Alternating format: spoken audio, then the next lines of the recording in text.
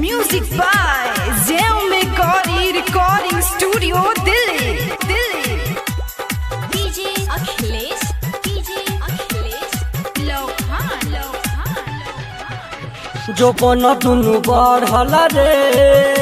लइका सब पीछे पड़ल रे बैलून दुनु बढ़ल रे जो बन दुनु बढ़ल रे लइका सब पीछे पड़ल रे बैलून दुनु बढ़ल रे चलिले तहिले ना टाइट बाटे ढीले चलिले तहिले ना टाइट बाटे ढीले अरे टेंशन से दे हमरा गहल रे बैलून दुनु बढ़ल रे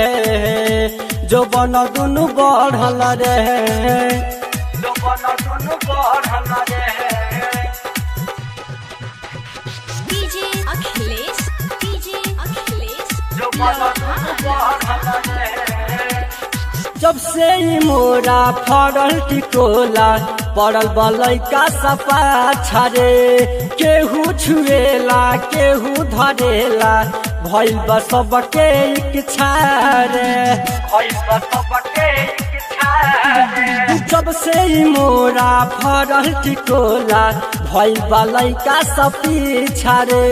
कवनो छुएला कवनो धरेला भइल बा सबके इच्छा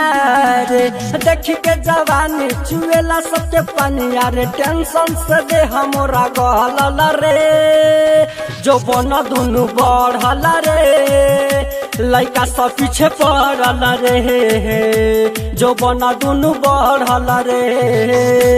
जो बन दुनु बढ़ल रे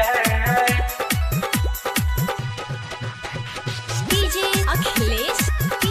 जो बन दुनु बढ़ल रे रंजन बेदरदी बाटे निदरदी मारला चाहेला माजा हो हमारा इज्जत आज बचाल सुन न छोटू राजा हो सुन न छोटू राजा हो रंजन बेदरदी बाटे निदरदी मारला चाहेला माजा हो हमारा इज्जत आज बचाल सुन न छोटू राजा हो हाय अभिनाश के डर से ना निकले नी घर से यारे टेंशन से दे हमरा गहल रे जो बन दुनु बढ़ल रे लइका सब पीछे पड़ल रे जो बन दुनु बढ़ल रे। ऑडियो वीडियो बनवाने के लिए संपर्क करें 9958876185।